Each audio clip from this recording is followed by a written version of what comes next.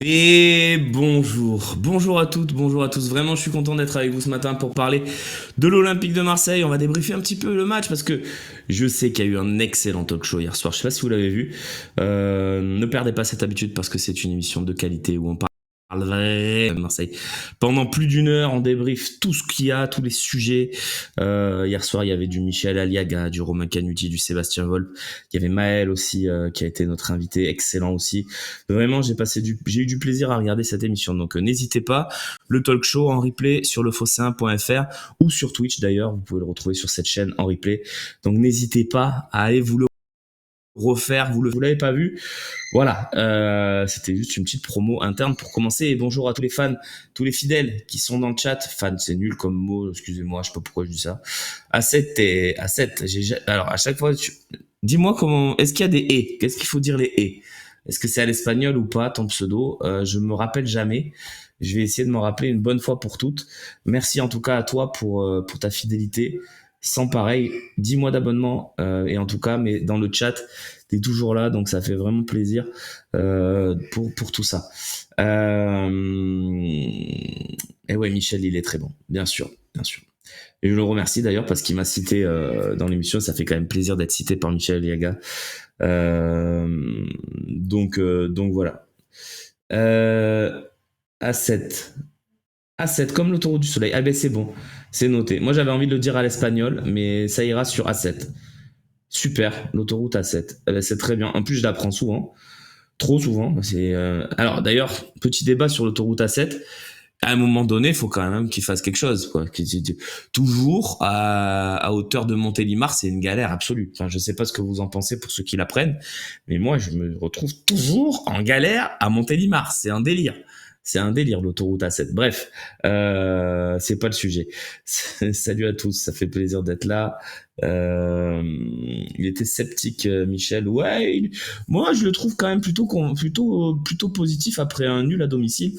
D'habitude, il est un peu moins conciliant. Il faut supprimer les péages. Ouais, déjà, mais je sais pas si c'est ça qui résoudrait le problème, quoi. Il y a toujours. Alors en fait, le problème, c'est qu'il y a des autoroutes qui se rejoignent à certains endroits, qu'il y a des voitures qui rentrent, qui sortent. Enfin, c'est un beau bordel. Euh... Tessage, 15 mois d'abonnement. Merci à toi pour ta fidélité, ça fait plaisir. Et tu lances un petit train de live. Face aussi un truc sur l'autoroute entre Aubagne et Marseille. Oui, c'est vrai, ça aussi, c'est un bordel tout le temps. Vous avez bien raison, les copains. Et bienvenue dans Radio Vinci Autoroute. On va faire le débat aujourd'hui. Y a-t-il trop d'embouteillages sur l'autoroute? Pour nous rejoindre, notre expert Jean-François Dupuis, qui gère le trafic autoroutier. Jean-François, est-ce que tu m'entends? Non? Bon, on va partir sur l'OM alors. On va faire une émission sur l'OM.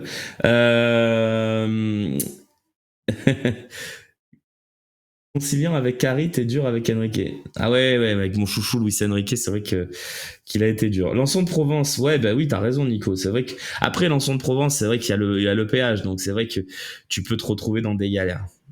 C'est vrai.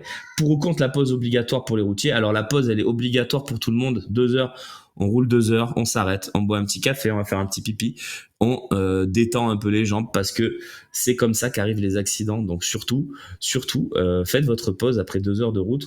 Vraiment. Ah, le 107.7, c'est vraiment extraordinaire. On s'en fout, on fait un peu des digressions. Le temps que tout le monde arrive et nous rejoigne dans cette émission, vous êtes de plus en plus nombreux à être là dès le coup d'envoi, mais vous arrivez au compte-gouttes et ça fait plaisir. Non, mais l'autoroute A7, c'est super, tu vois, t'es là, tu te dis, putain, c'est quoi ce bouchon? Bon, 107.7, tac, t'écoutes. Là, tu tombes sur un vieux Jean-Jacques Goldman, tu vois, un truc un peu... des vieilles chansons, des trucs sympas, tu vois, Mylène Farmer, des trucs.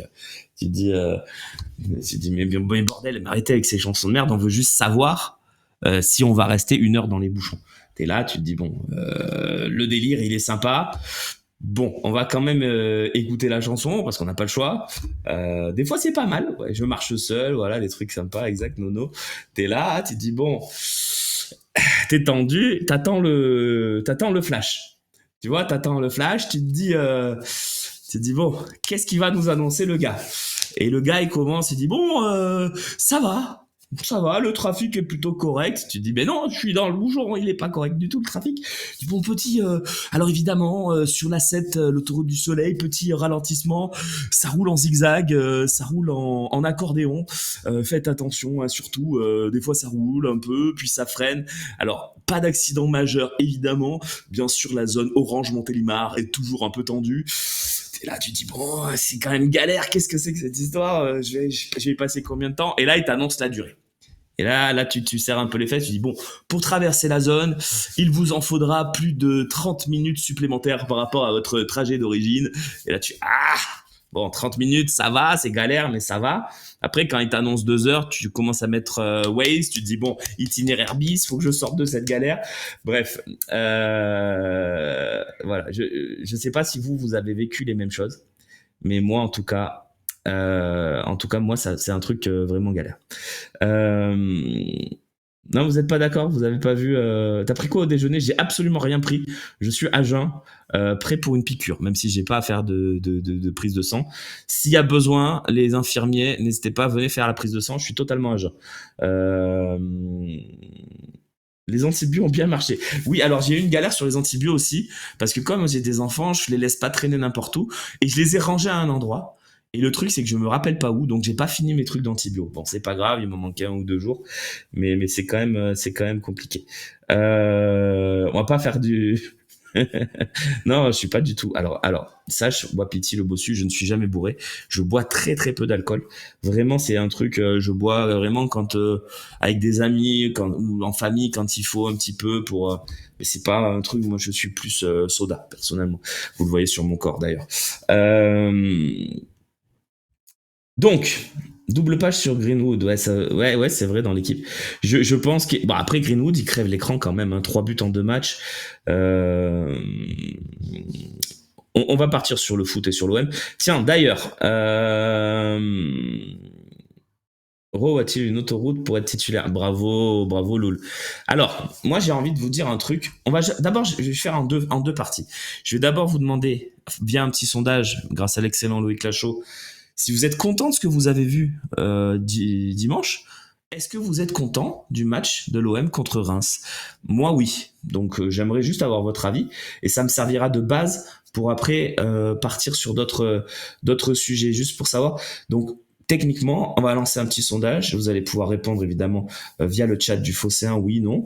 Est-ce que vous êtes content du match? Il y a oui, non. Hein. Il n'y a pas peut-être un peu. Non, c'est oui ou non. Je suis content, je suis pas content. On parle pas du résultat. Le résultat, c'est non. Mais est-ce que ce que vous avez vu, le match de l'Olympique de Marseille, vous met plutôt en joie ou vous énerve plutôt? Voilà. La question, elle est là. Êtes-vous satisfait du match face à Reims? Très bien écrit, Loïc. Parfait. Voilà. Votez, n'hésitez pas. Ça me servira de base pour après faire des petites analyses, parce que on parlera du mercato dans la deuxième partie de l'émission, si vous le voulez bien. J'ai envie qu'on commence par le match de Reims, et j'ai envie aussi par vous expliquer un truc de la façon dont on doit analyser les choses, parce que j'ai échangé avec pas mal de monde dans mon entourage, sur Twitter, et j'ai l'impression que beaucoup n'ont pas compris certaines choses dans ce que fait De Zerbi. Donc même si ça va peut-être être redondant pour ceux qui ont totalement compris, je pense qu'il va falloir en parler, parce que c'est très technique, et il faut l'analyser, il faut l'expliquer. Parce que si on l'explique pas, après on va rentrer dans des trucs. On n'a pas d'arrière droit, par exemple, le fameux. On joue sans arrière droit. Donc il faut aussi l'expliquer. Alors, encore une fois, êtes-vous satisfait du... Oui, à 69%. Voilà, c'était la question qu'on posait. Je suis d'accord. Donc, pourquoi je suis satisfait personnellement? Parce que déjà, les 45 premières minutes sont d'une maîtrise. Ouais, les 45 dernières minutes sont d'une maîtrise absolue. Absolue. Et franchement, c'est un plaisir incroyable de voir un OM jouer aussi bien à la première rencontre au Vélodrome d'une saison. C'est quelque chose d'assez rare. Donc, bah, c'est fini, Polichette. Hein. On pouvait voter, mais là, c'est fini. Donc, évidemment, c'est un peu sévère. L'option, ils étaient tous à la rue. Hein. Si t'es Kondogbia et Harit, je te trouve un peu sévère, mais je trouve que Wai était à la rue en deuxième, que que Brassier était à la rue en deuxième, que Murillo était à la rue, même Balerdi un peu, Hochbjerg jusqu'à l'entrée d'Euro avait disparu.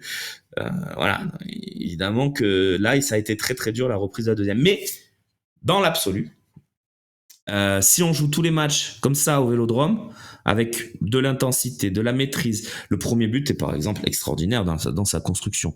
Je pense que si on joue tous les matchs comme ça, on va les gagner la plupart. Voilà. Donc évidemment, c'est la Ligue 1, évidemment, tu peux te faire piéger. Et Reims nous a bien piégés dans ce match. Mais on a réussi à revenir. Donc, j'ai pas dit Enrique, mais évidemment, oui, il avait disparu aussi. Mais bon, quand même. Je peux pas dire du mal. J'ai plus le droit. Donc voilà, on se retrouve dans une. Merlin, il a été extraordinaire. Merlin, sur ce match, je l'ai dit dans l'après-match, mais Merlin, quelle partie il a fait. Tout était bien, les passes, les centres, les intentions, les dribbles, les choix de jeu. Vraiment, je trouvais Merlin assez extraordinaire.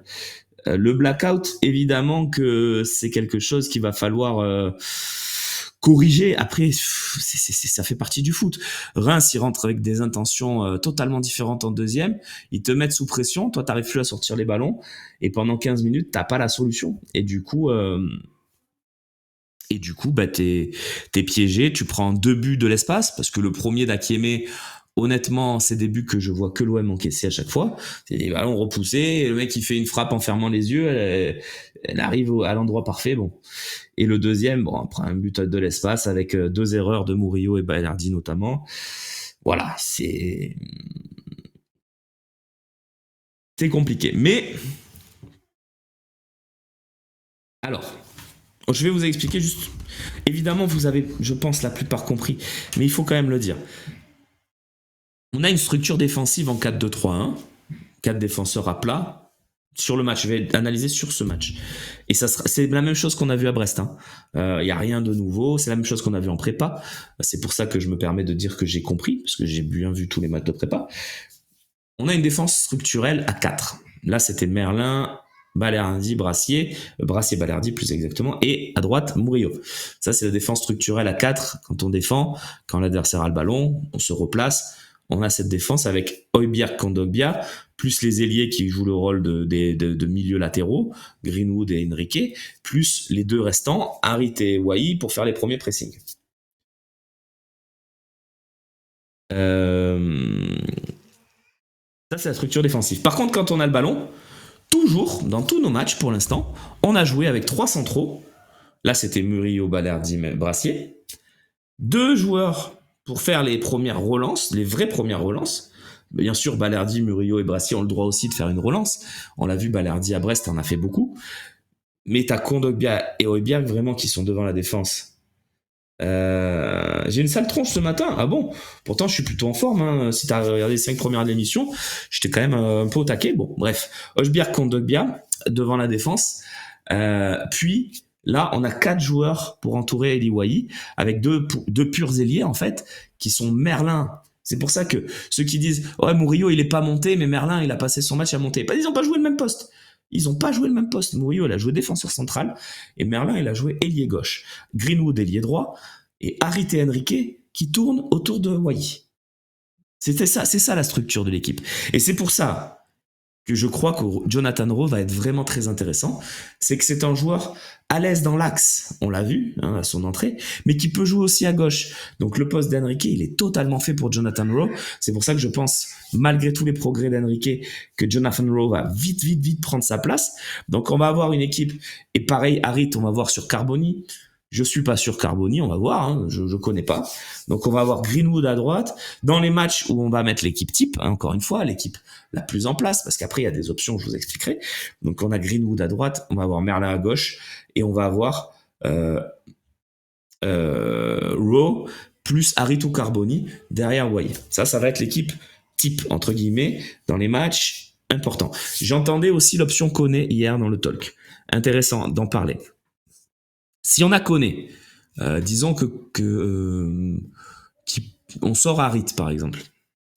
Euh, Non, tiens, on va faire encore plus intéressant. On sort Kondogbia.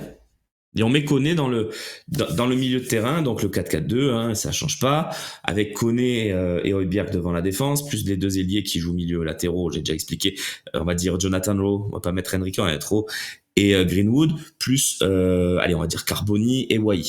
Dans ce cas-là, ça va pas être ailier gauche qui va jouer Merlin, ça va être milieu.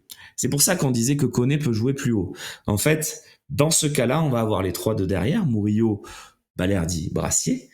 On va avoir Merlin qui va s'intégrer au milieu comme lors de la prépa. C'est pour ça que beaucoup pensaient qu'il allait faire ça contre Reims. Non, non, non. Il a fait comme Lirola contre Brest, c'est-à-dire qu'il a fait l'essuie-glace sur le côté gauche. Donc on va avoir Merlin qui va s'intégrer au milieu avec Højbjerg pour les premières relances. On va avoir une ligne de 4, Rowe à gauche, Greenwood à droite et Koné plus Carboni ou Harit et Wai devant. Donc en fait, selon qui tu mets, tu n'as pas la même structure. Si Merlin n'est pas là, comment on fait? Si Merlin n'est pas là, pas de problème. On a Murillo. Dans ce cas-là, regardez, ça va donner ça. Ça va donner Brassier, Balerdi, Meïté. La défense structurelle. Ou si t'as pas Meïté, Cornelius, tu fais ton 4. Bon, bref, vous avez compris, vous avez 3 centraux. Plus devant, s'il n'y a pas Merlin, bah, ça sera Højbjerg, Koné ou Højbjerg Kondogbia pour la première relance. Puis, on aura Murillo qui va faire l'essuie-glace côté droit, qui là va être positionné à ailier droit. On l'a vu, hein, sur quelques montées, il peut être dangereux. C'est juste qu'il n'avait pas la consigne de le faire.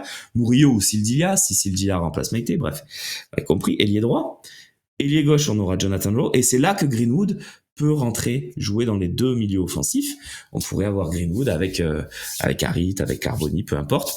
Et avec Wai devant. Donc,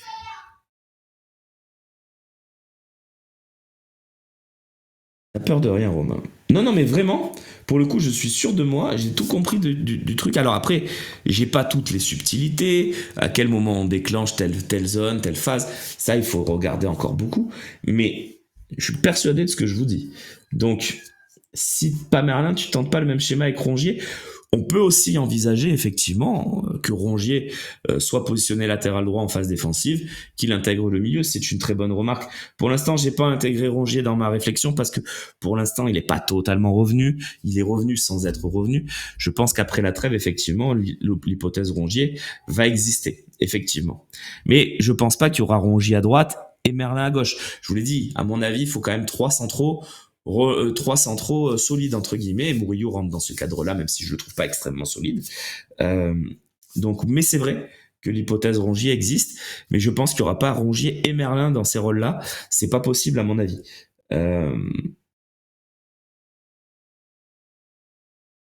Merci Lance Armstrong, c'est sympa. Greenwood est obligé de rester assez bas avec ce positionnement de Murillo. Non, parce que je vous le dis, quand on défend, c'est 4-4-2. Et Greenwood joue milieu droit quand on défend. Il joue pas si bas. Et puis je trouve qu'il a vraiment cette capacité, justement, à partir de sa comment dire. Quand il part allez, à 30 mètres de nos buts, on va dire, je trouve vraiment que là, on est très dangereux. C'est-à-dire que quand Greenwood commence à accélérer sur le côté, qu'il a de l'espace, on l'a eu 2-3 fois dans la première mi-temps, je trouve vraiment que ça a été très intéressant, la façon dont on a contré, dont on a utilisé les transitions, en première mi-temps notamment, les occasions de Wai. Il y a eu beaucoup de choses, donc on verra. Mais bien sûr, oui, c'est possible que ça soit Rongier. Jeannot, vous avez raison. Vous avez totalement raison. J'ai dit Murillo qui jouait les droits, ça peut être Rongier qui intègre le milieu axe. Il y a plein d'options. Ce qui est bien dans cet effectif, il est obligé de redescendre aider Murillo. Oui, mais c'est pas grave. C'est pas grave. Il vient aider son latéral droit, comme tous les ailiers droits du monde, sauf Kylian Mbappé, évidemment, qui lui n'en branle pas une, mais la plupart des ailiers droits du monde font les efforts défensifs. Même Vinicius, au Real, quand il est positionné dans un 4-2-3-1, il vient aider son latéral gauche, qui est souvent Ferland Mendy. Ben, tous les bons ailiers sont capables de venir aider défensivement. C'est juste, il faut pas penser que comme c'est le meilleur joueur de l'équipe, il faut pas qu'il défende, machin. Non, non, non, non. Laissons-le justement dans cet état d'esprit collectif. Et moi, je trouve qu'il est intéressant, justement, quand il revient défendre et qu'on repart en transition et que le ballon passe par lui dans ce moment-là, alors que s'il était plus haut, il passerait pas par lui. Mais je trouve qu'il est beaucoup, beaucoup plus intéressant dans ce cas-là. Donc, Harit à la place de Luis Enrique, je pense pas. Je pense que le duel Luis Enrique-Ro va s'installer. Je l'ai déjà expliqué quand c'est Merlin en plus qui joue ailier gauche comme on l'a fait contre Reims. Le poste de Luis Enrique, c'est plus milieu offensif axial gauche, dans une sorte de carré où tu as Hochberg Kondogbia derrière, Enrique Harit devant. Donc je pense que Jonathan Rowe pour jouer derrière l'avant-centre, ça sera très bien. Voilà, donc je pense que je voulais faire cette mise au point parce que beaucoup de mes amis vraiment m'ont dit, mais qu'est-ce que c'est ce match de Murillo? Alors Murillo a pas été bon dans son rôle, on est d'accord. Mais ils m'ont dit, qu'est-ce qu'il fait Murillo? Il monte pas. Regarde Merlin, il fait que monter. Murillo de l'autre côté, il monte pas. Eh oui, il monte pas parce que c'est pas son poste. Voilà, c'est juste pour ça que je voulais faire cette mise au point parce que c'est important aussi de juger les joueurs sur ce qu'ils font, mais sur ce qu'on leur demande de faire. Murillo, on lui a demandé d'être défenseur central droit à côté de Balerdi, qui était libéraux. Donc voilà. Tiens, une rumeur, Mostefa Mohamed. Bon, je sais pas, Wydam peut-être. J'avoue que je sais pas. Bien sûr qu'il est capable, Murillo. Non, mais Murillo n'est pas condamné à jouer défenseur central. Je vous expliquais, il y a beaucoup de polyvalence dans l'effectif. On verra ce qu'il fera de Koné, mais je suis persuadé quasiment de ce que je vous ai dit. Qu'est-ce qu'il a dit? Brunson. Regardez. L'homme sur le point de recruter Mostefa Mohamed. Alors, est-ce que vous pouvez me donner une source de ça? Parce que moi, je vais envoyer mon fin limier Loïc Lachaud là-dessus. Hein. Ah, c'est pas possible. Hein. Mostefa Mohamed. Bah écoute. Non, alors, pour être clair, c'est pas un joueur que je veux. Je le trouve pas extraordinaire. Et puis, il y a un match par saison où il jouera pas quand même, hein, faut le savoir. Donc il s'auto-suspend un match par saison, donc c'est quand même compliqué. Je sais pas. L'équipe, ah bah bon, ok d'accord. On va regarder ça. Je vais envoyer mon Loïc Lachaud dessus. Hein. On va pas. Très bien, très bien, très bien. On se penche sur son profil. Alors, pour l'instant, on fait juste ça, donc on verra. C'est quoi cette histoire d'autosuspension? Bah, regarde un peu ce qui se passe, notamment en fin de saison autour de Mostefa Mohamed, Steph, et puis tu comprendras. Disons qu'il ne veut pas jouer avec un certain maillot qu'on nous oblige à jouer toutes les saisons, et lui, il n'a pas envie. Voilà, donc toutes les saisons, il s'auto-suspend. Donc il y a un match par saison où il sera pas dans l'effectif. Moi, ça m'énerve déjà ça. Et on n'a que 34 matchs à jouer, donc voilà. Vous aimez bien modifier les termes. C'est-à-dire. Tu as des échos sur Robinho Vaz? Non, à part qu'il il a séduit totalement JPP et que c'est un joueur qui va progresser avec lui. À voir si dans l'absolu un jour il pourra intégrer l'équipe première, mais c'est le joueur de 17 ans qui a rejoint l'OM cet été en provenance de Sochaux et qui s'engage aussi à notre milieu de terrain. Robinho Vaz, c'est un attaquant, voilà, donc intéressant. On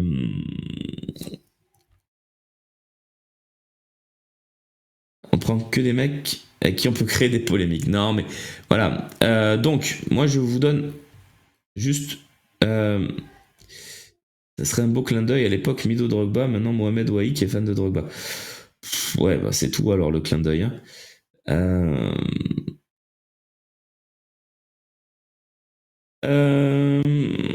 Tac, tac, tac. Ouais, Sébastien Haller, moi, c'est une piste qui me plairait bien, DJ Smone. Je trouve qu'elle est très intelligente. 15 millions. Ah non, mais non, faut pas. Mostefa Mohamed, 15 millions. Non. Un avis. Ah là, ok, j'ai vu passer plusieurs fois, je vais y répondre, Naïm. Un avis. Non, Depay ou Ben Yedder, non. Je sais pas. Pour moi, les deux sont plutôt en fin de vie quand même, hein, footballistique. Je suis pas fan ni de l'un ni de l'autre. Voilà, donc. Sur Wai. Alors. Je vais essayer de donner un avis honnête. Déjà, l'année dernière, je me suis écharpé avec Romain Canuti, que j'adore, hein, que j'embrasse, qui m'envoie des textos en ce moment, j'y répondrai tout à l'heure. Wai, quand il signe à Lens, ouais, super coup de lance, etc., etc., etc. J'ai dit, bon, Wai, pour moi, c'est Vitinha. Bon, j'exagérais un peu, évidemment. Parce qu'il avait quand même mis ses 20 buts en Ligue 1 une saison. Bon, je lui dis, bon, moi, pour moi, c'est pas... Je dis, à mon avis, sous pression à Lens, parce que c'est pas pareil qu'à Montpellier, on va voir. Donc, il a mis quelques buts importants contre Arsenal, tout ça, évidemment. Et je lui dis, moi, mon gros doute sur Wai, c'est le mental. Je sais pas si le joueur est suffisamment prêt mentalement. Alors, bien sûr, le mental, il y a toujours des déclics, etc. Donc, quand il signe à l'OM, je suis pas ultra emballé, honnêtement. Moi, c'est pas un choix. Tu me dis, il faut qu'on prenne un mec 25-30 millions. Non, je vais pas chercher Wai. Mais ils sont allés chercher Wai. Maintenant, qui est jeune, qui peut encore progresser, qui a, on l'a vu, évidemment, un sens du but quand même important, puisqu'il se crée 4 occasions sur ce match. Donc, notamment 2 en second ballon où il suit bien. Euh, et moi, ce qui me gêne, c'est l'occasion où il est lancé par Greenwood. Pour moi, un très grand attaquant, ça marque sur cette action-là.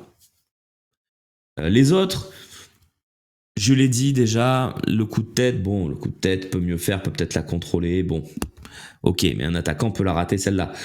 Le renvoi, le premier qui met au-dessus, honnêtement, elle arrive vraiment, vraiment fort dans ses pieds, peut la rater.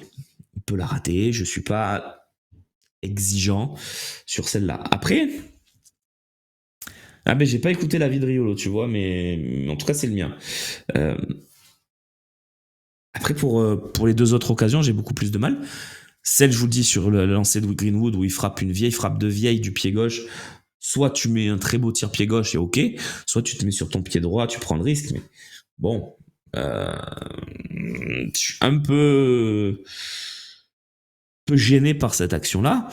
Et surtout la dernière avant la mi-temps, là, où il la touche, où il la pousse, où le défenseur fait une très très belle intervention sur sa ligne. Mais pour moi, un avant-centre, ça casse la cage. À ce moment-là, il doit frapper dans le ballon, dans la jambe de son adversaire. Il doit tout emporter et marquer le but. Donc, pour moi, t'as pas répondu à ta fonction d'attaquant sur ce match. Même si dans le jeu, j'ai beaucoup plus aimé que contre Brest, où je l'avais trouvé discret. Là, je trouvais que c'était bien.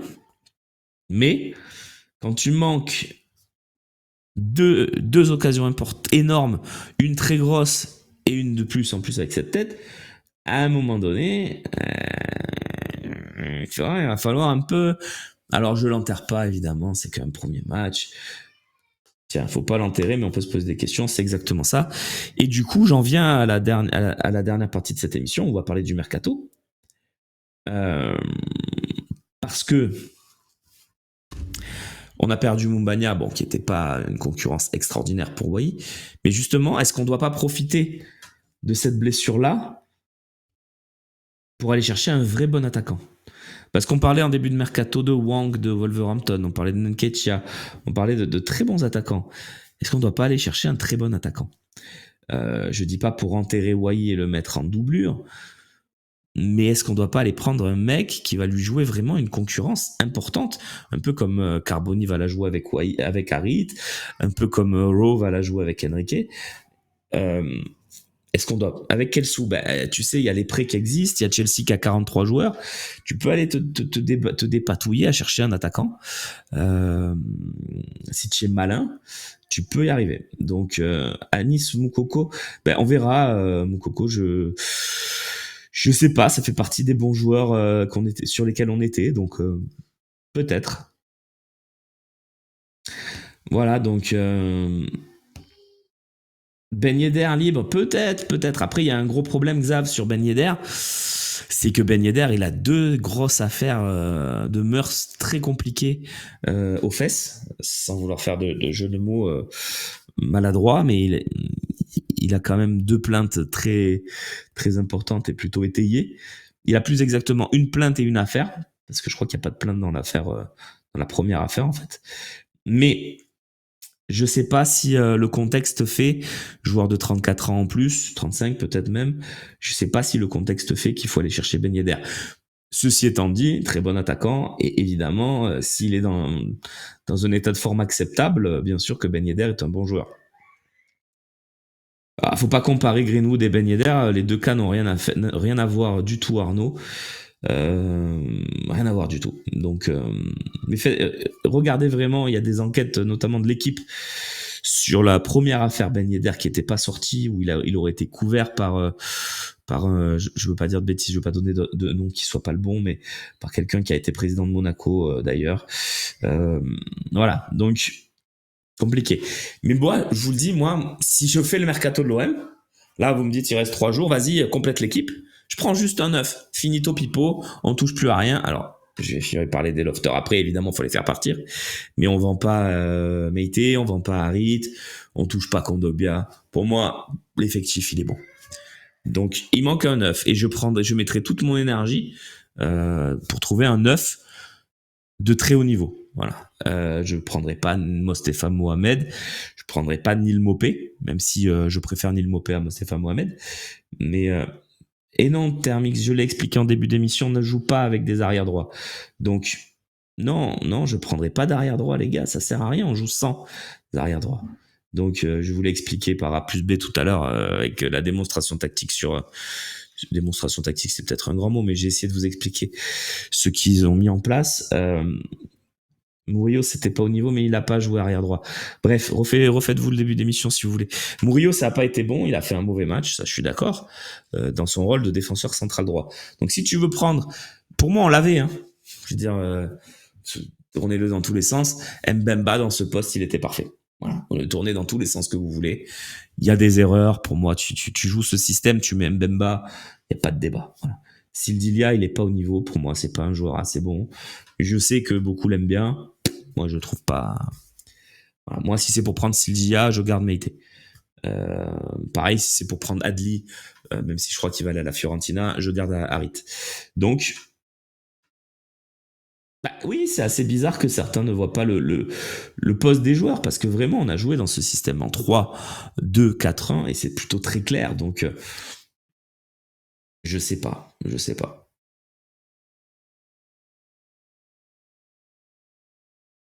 Si les annonces de l'équipe Foot Mercato Le Phocéen sont vraies, Longoria veut un groupe de 17-18 joueurs. Alors la Provence surtout qui a dit ça. Donc, alors moi je vais te dire ce que je sais, Fire Koubé. Je vais te le donner, le groupe que l'OM veut, parce que et on va compter ensemble. Moi j'ai la feuille de route depuis le début du mois d'août. Elle a peut-être bougé, mais j'ai eu la feuille de route, donc je sais ce qu'ils veulent. Je vous le dis depuis plusieurs émissions, ça commence à se confirmer, hein, donc c'est cool. L'effectif, il va se composer comme ça. Deux gardiens, pardon, je raconte deux gardiens, 6 défenseurs. Moi, j'ai entendu la démonstration de Romain qui comptait l'Irola, c'est pas le cas. Murillo, Meite, Cornelius, Brassier, Balerdi, Merlin. Si Merlin est compté dans les défenseurs, parce qu'à plat, il joue défenseur.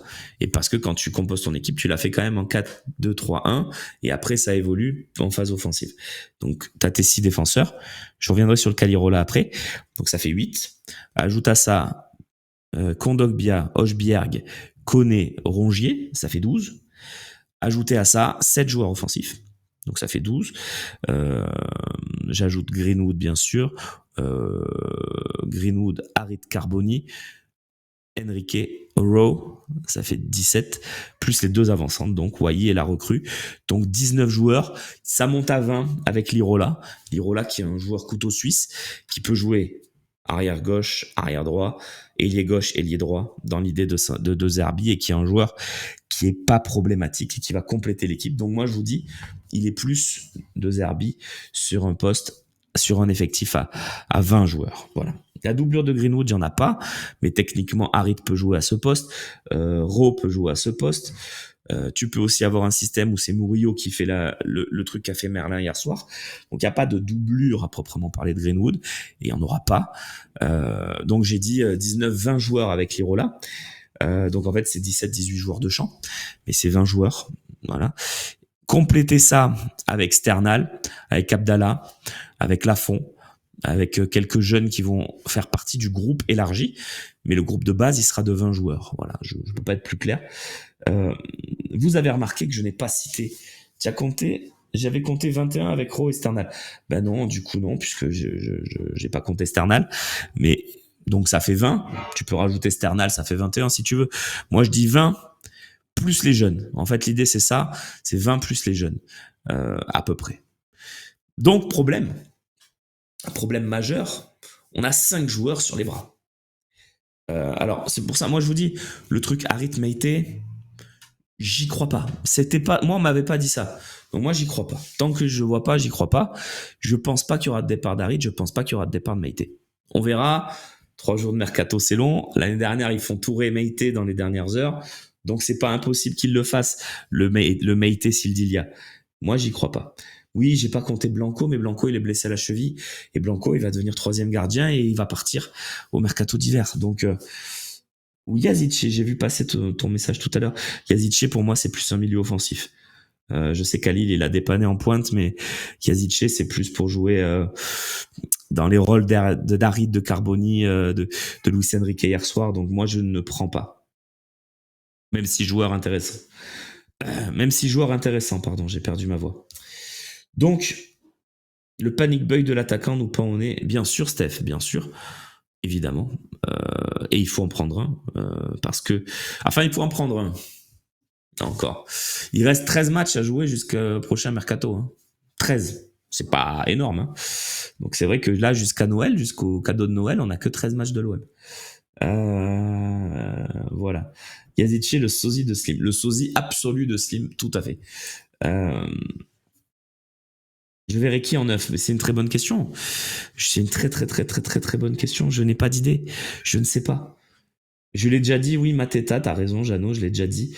J'aime beaucoup le profil. Moi, je trouve que Mateta, dans ce système-là, avec tous les centres qui arrivent de Merlin, par exemple, même là, il est capable d'attaquer la profondeur. J'irai chercher un joueur de ce profil-là, ouais.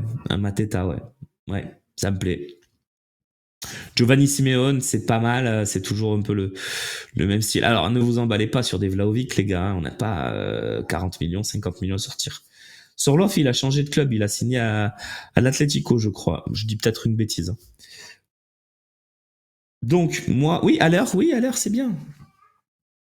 Ouais, j'irai chercher ce type de profil qui est capable de marquer beaucoup de buts. Aller, Mateta, je rajoute d'ailleurs, les deux étaient ensemble à Crystal Palace, c'est assez rigolo. Je rajoute des noms comme ça, ouais, moi, dans ma liste, personnellement. Bien sûr, c'est cher. Après, je sais pas s'il faut pas les envoyer. Parce que... Et encore une fois, est-ce qu'on va pas être... Alors, peut-être que le dossier est en stand-by aussi sur l'attaquant, parce qu'on attend de sortir les lofters. Donc je vais finir sur les lofters.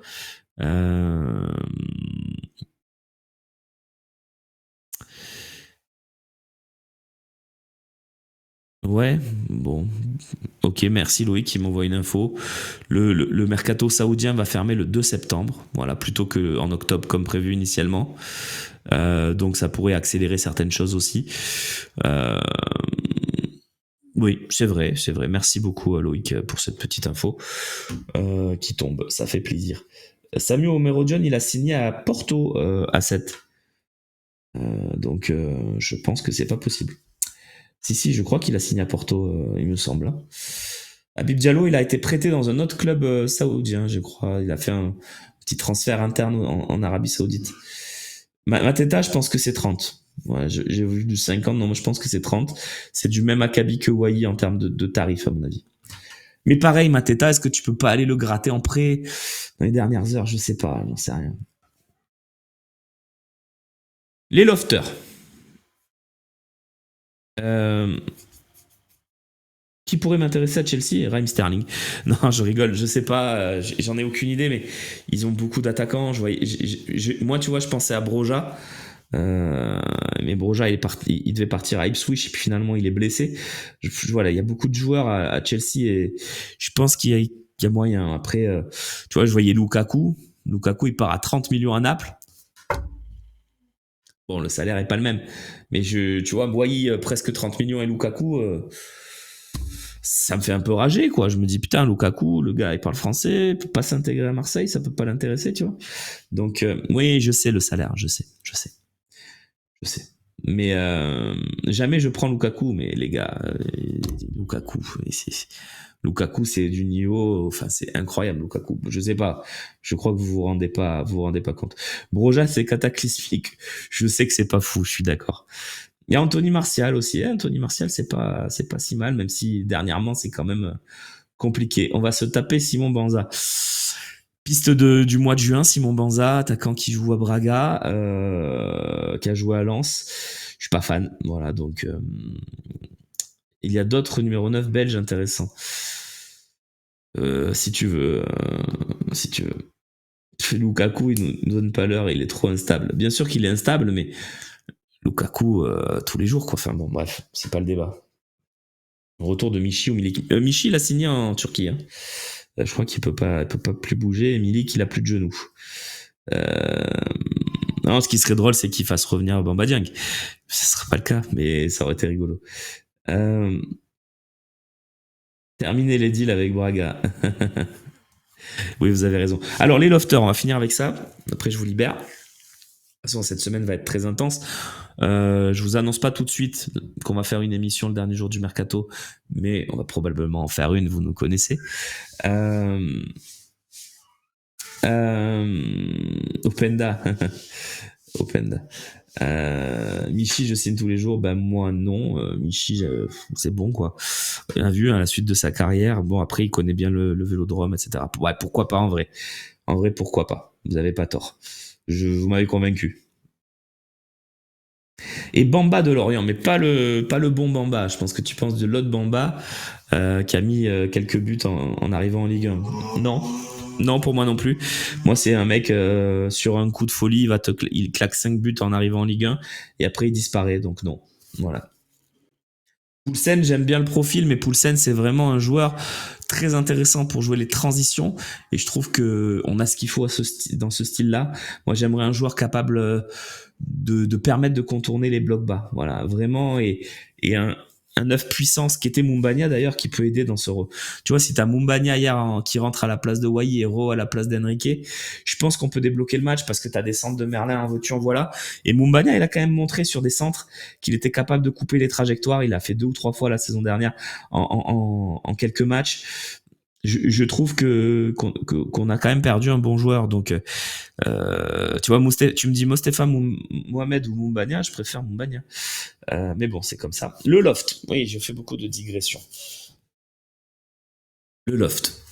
Alors, déjà, le loft, il va falloir qu'on se sépare des joueurs. Ça va être compliqué. Il y a plus que 3 jours et demi.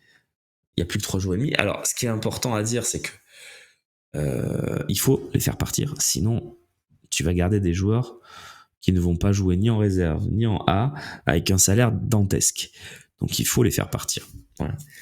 Et au plus tôt c'est fait, au mieux c'est, parce que tu peux te permettre peut-être d'aller sur un attaquant différent. Parce que pour l'instant, l'attaquant, c'est pas très clair. Ils vont y aller. Si on n'a pas de vente, si on n'est pas capable de sortir les lofters, ben on va se faire prêter un attaquant un peu médiocre, je vous le dis. Hein. Si on a des sous, ben on peut peut-être, si on arrive à en vendre un bien et le reste pas trop, on va aller chercher Mopé ou Mohamed. Je vous dis ce que j'en pense. Hein. Là, j'ai pas d'infos parce que j'ai pas la feuille de route sur la suite de Mumbagna. Hein. Je sais pas ce qu'ils font. Je n'ai pas du tout d'infos là-dessus. Mais et puis si on vend 2 mecs, 3 mecs, si on vend nos lofters bien comme il faut, rien n'interdit de rêver d'aller chercher un joueur un peu plus fort. Moi, je dis Mateta, mais ça peut être un autre, ça peut être Aller, ça peut être voilà. Donc Romain, t'as dû tomber sur les mauvais matchs de Mohamed. Il est nettement au-dessus de Mumbagna. Écoute, je sais pas si Mumbagna titulaire à Nantes, il met pas ses 10 buts aussi. Je suis pas sûr. Bref, t'as dû tomber nettement au-dessus de Mumbagna. Bah peut-être, écoute. Entre Mopé et Mohamed, je prends 100 fois Mohamed. Peut-être. Peut-être. Peut-être. Selon toi, c'était une erreur de vendre Aubameyang? On n'a pas eu le choix, JOM. Déjà, on l'a vendu, hein, puisque ça fait rentrer entre 7 et 10 millions dans les caisses sur un transfert. Déjà, c'est pas mal, puisqu'on l'avait pas acheté, donc on l'a remboursé de son salaire. Hein, quand même, faut le dire. C'est-à-dire que le transfert nous a offert l'année dernière d'Aubameyang, finalement, donc opération blanche. C'est plutôt pas mal. Euh, Ouais, Mohamed, bon, bah écoutez, vous m'avez peut-être convaincu. Je le trouve pas extraordinaire. Moi, en fait, ça me décevrait qu'on aille chercher Mostefa Mohamed. Je le trouve pas extraordinaire. Mais en même temps, c'est vrai que ça nous permettrait d'avoir deux joueurs qui connaissent bien la Ligue 1, qui ont mis des buts en Ligue 1, Wai et Mohamed. Oui, ça peut être pas si mal en vrai. Moi, j'irais plus chercher un profil un peu plus. Ouais, bon, allez, ok. Sanchez, il a signé à l'Udinese, donc c'est cuit, Zovko. C'est mieux Mohamed Salah. Oui, c'est beaucoup mieux, oui, c'est sûr. Monaco, c'est très fort. Je les vois lutter contre Paris pour le titre. Toutes nos analyses du mois d'août vont tomber en brèche, vont être battues en brèche quand la Ligue des Champions va arriver. Monaco, ils sont bien gentils. Quand ça va jouer la Ligue des Champions, on va voir. Moi, je veux bien tout entendre. Effectivement, ils ont une équipe cohérente. Ils ont une équipe avec notamment Ben Seguir à Cliouche, bientôt Golovin, qui va faire peur à beaucoup d'équipes, qui a beaucoup de talent. Mais je demande à voir. Moi, je demande à voir quand la Ligue des Champions va arriver, quand il va falloir enchaîner, quand Akliouche, Golovin vont devoir enchaîner les matchs. On va voir. Euh, En-Nesyri, ouais, ah oui, oui, je suis totalement d'accord. Le sandwich merguez. Je trouve que le profil d'En-Nesyri, c'était vraiment un très bon joueur. Vraiment, vraiment. J'ai vu vos messages, hein, les gars. Je vais pas m'amuser à relayer tous ces trucs-là, même si c'est rigolo. Euh, Mbemba va partir le 1er septembre pour nous couler. S'il part le 1er septembre, c'est très bien, ça ira très bien Longoria. Rassure-toi, il n'y a rien qui nous coulerait s'il part le 1er septembre. Là, l'idée, c'est vraiment de s'en séparer. Si c'est pas avant la fin du mercato, c'est dommage, mais c'est pas grave. C'est pas grave. Si Mbemba il part le 1er septembre avec un transfert à 10 millions et que tu économises son salaire sur l'année, ils seront très contents. Sorlotte, ça aurait été le profil parfait. Oui, oui, oui, oui, oui, oui, oui, 300 fois. Très bon joueur Sorlotte et profil en plus très intéressant. Dalinga m'aurait plu, c'est vrai que Dalinga, bon joueur aussi. Moi, je le mettais dans la même case que Mostefa Mohamed quand même. C'est des joueurs de Ligue 1 qui marquent leur dizaine de buts, leur douzaine. Il y a un peu plus peut-être pour Dalinga, effectivement, mais bon, les lofters, ah là là, excusez-moi, je digresse. Donc justement, en parlant de digresser, il va falloir dégraisser ses verres. Lofter, donc on a bien sûr Gigot. Gigot, je pense qu'il va partir. Moi, de ce que je sais, il va pas faire d'obstacle. Par contre, il va attendre le dernier jour pour aller au truc le plus intéressant. Il y a le PAOK qui est toujours dessus, qui fait un forcing. Gigot, il a pas trop envie, tu vois. Gigot, le truc, c'est qu'il a eu une carrière très particulière. Gigot, il a été en Belgique, il a été en Russie, il a pas très envie d'aller en Turquie ou en Grèce. Même si Thessalonique, c'est une jolie ville, hein, qui peut aussi rappeler Marseille, tout ça, mais je l'ai déjà dit, pour moi, Gigot, le mariage idéal, ça serait Montpellier. Je trouve que tu signes 5 ans à Montpellier, pas brassard de capitaine parce qu'il y a Savanier, mais tu vois, dans l'état d'esprit, tu mets Gigot derrière à Montpellier. En plus, Montpellier a perdu Christopher Julien sur les croisés, donc je pense Montpellier lâche un petit chèque de 3 millions et ils prennent Gigot. Retenez ce que je vous dis, c'est pas impossible. Voilà. Brest est dessus sur Gigot, ouais, peut-être aussi Mister H. C'est vrai, ça peut aussi être à Brest parce qu'ils ont perdu Brassier tout simplement et qui sont pas dans une saison en pleine forme. Il avait qu'à aller à Rennes. Alors, Rennes, ils se sont penchés dessus, mais il n'y a pas eu d'offre concrète pour Gigot. Je le dis quand même parce qu'on lui tombe dessus sur ça. Gigot, il n'a pas eu d'offre concrète de Rennes avec une offre de transfert pour l'OM. Parce que l'OM cherche quand même des sous. Donc Gigot, moi je veux bien qu'on dise tout ce qu'on veut. Je pense que si Rennes avait fait une vraie proposition à l'Olympique de Marseille pour Samuel Gigot serait allé à Rennes. Ça c'est autre chose. Mais le MHSC ne peut pas payer le salaire de Gigot. Ça c'est des trucs, on verra. José Lou, ça aurait été top, mais bon, joueur sous-coté à mort. Ouais, José Lou, super, moi j'aime bien aussi. Mais il est parti, je crois qu'il est allé en Arabie Saoudite ou au Qatar, je sais plus, mais il est parti. On va pas les brader, les lofters. Si, on va les brader, bien sûr qu'on va les brader. Gigot, ça va partir à 3, Vertou à 5, Maxi. Et Mbemba, il faut essayer de trouver le pigeon parfait, quoi. Mais oui, on va les brader. va les brader. Je garderai Vertou au milieu. C'est trop tard, les gars. C'est trop tard, de toute façon. Vertou n'a pas été conservé. Ils ont préféré recruter Hochberg et Koné. Je trouve que c'est de bons joueurs, donc ça me dérange pas. Le choix de faire partir Vertou, c'est aussi que si tu le fais pas partir, tu le gardes. Et donc, tu le gardes, tu le fais jouer. Donc, tu le fais jouer. Il a une prolongation automatique de contrat s'il joue la moitié des matchs. Et il a un contrat à plus de 500 000 balles par mois. Donc, l'idée, c'est vraiment de s'en séparer. Crac, on se sépare des 500 000. C'est un choix collectif, c'est pas un choix de Longoria, Benatia, nanana. Les Lofters, c'est un choix pragmatique de club. Ils se sont fait une réunion. Alors, j'ai pas l'info exacte comment ça s'est déroulé, mais je sais que c'est un choix collectif. Ils se sont fait une petite réunion. Tu vois, je schématise. Hein. Il y avait Longoria, il y avait Benatia, il y avait Giovanni Rossi, il y avait De Zerbi. Voilà, ils se sont dit bon, qu'est-ce qu'on fait? Il y avait aussi Zarak, là, le nouveau coordinateur. Ils se sont dit qu'est-ce qu'on fait? Ok, alors les contrats.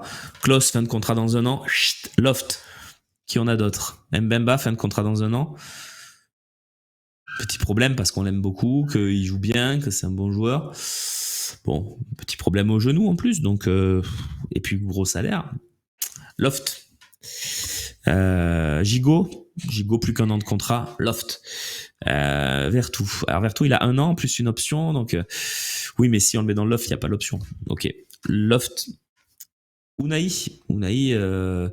Loft, mais pas Loft en fait. Loft, il s'entraîne avec l'équipe, mais il joue pas parce qu'on lui dit qu'on veut le faire partir. Alors Unai, ça sera le dernier. J'y vais venir sur l'Irola. Unai va partir, je pense. L'OM cherche la meilleure porte de sortie. Ça peut être un prêt. Attention. On peut prêter Unai parce qu'il a encore 2 ou 3 ans de contrat, donc 3 je crois même. Donc ça peut être un prêt et ça serait pas une mauvaise idée. Pourquoi l'Irola 1 an et il part pas, donc Steph? Donc j'y viens. Déjà je vais vérifier l'info sur 1 an, j'ai un doute mais je crois que t'as raison. Mais j'ai quand même un petit doute. Je sais pas si c'est pas 2026 l'Irola. 2026 l'Irola. Donc l'Irola 2 ans. Voilà. Donc j'y me semblait. Je voulais quand même vérifier. Maintenant qu'on a dit ça, sur les 5 joueurs que j'ai dit, ça tape à toutes les portes. L'OM va taper à toutes les portes. Appelle, évidemment, ils vont pas se déplacer, taper aux portes, c'est le schéma. Ils appellent. Et les portes qui sont les plus chaudes, c'est celles vers l'Arabie Saoudite. Mais tous les clubs appellent l'Arabie Saoudite. Sauf qu'on a des joueurs saoudis compatibles. Mbemba notamment. Mbemba est ultra saoudi compatible.